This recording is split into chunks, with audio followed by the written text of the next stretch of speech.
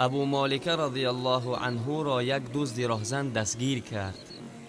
صحابه است. از طرف طائف می آمد که در راه راهزن دستگیرش کرد.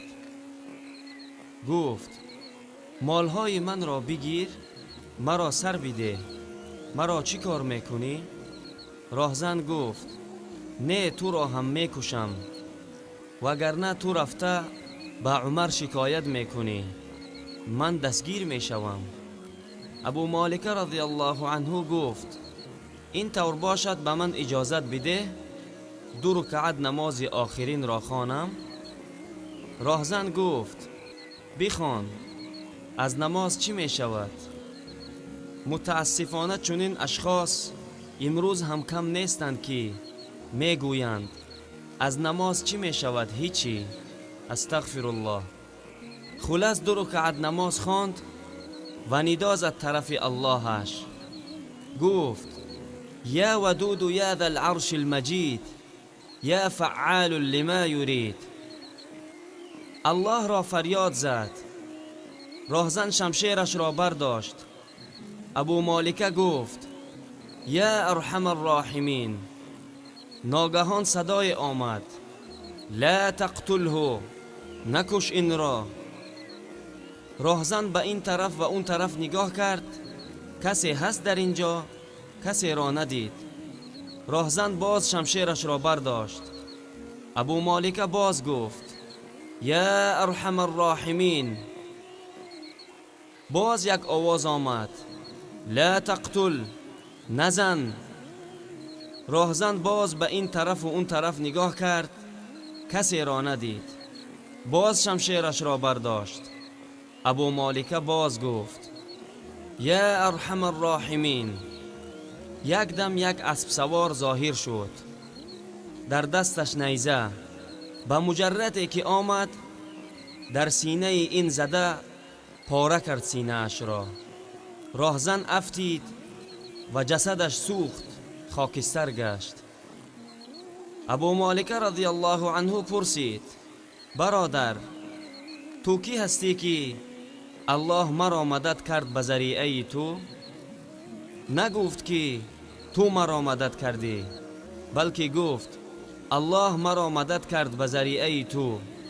این گفت دوستم وقتی که تو الله را صدا زدی فکانت لابواب السماء قعقعه، وقتی که تو فریاد زدی یا ودود یا ذا العرش المجید و یا ارحم الراحمین، 7 دروازه آسمان ها به لرزه در آمد. وقتی که تو دوم بار صدا زدی فرشته های آسمان به فریاد در آمدند. وقتی که تو 3م بار فریاد زدی الله من گفت کیست تیار برای مدد بنده من؟ من عرض کردم یا الله من تیار هستم، من فرشته 7م آسمان هستم.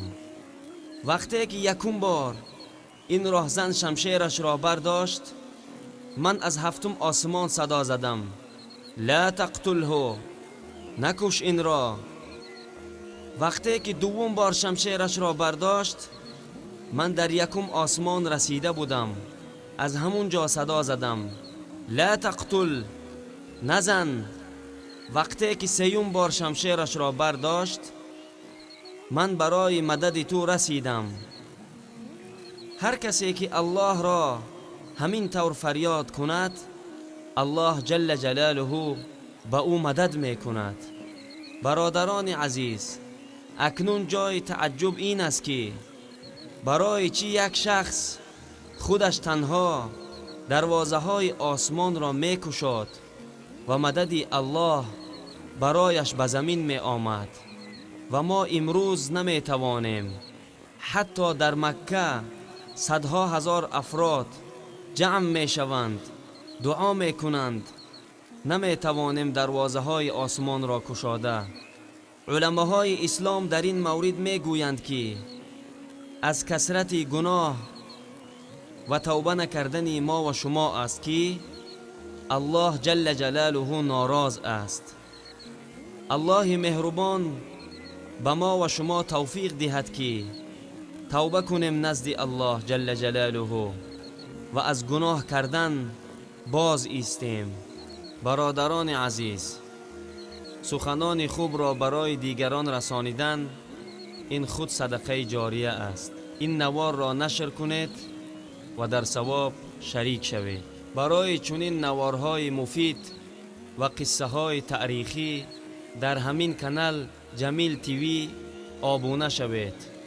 جزاكم الله خيرا والسلام عليكم ورحمة الله وبركاته.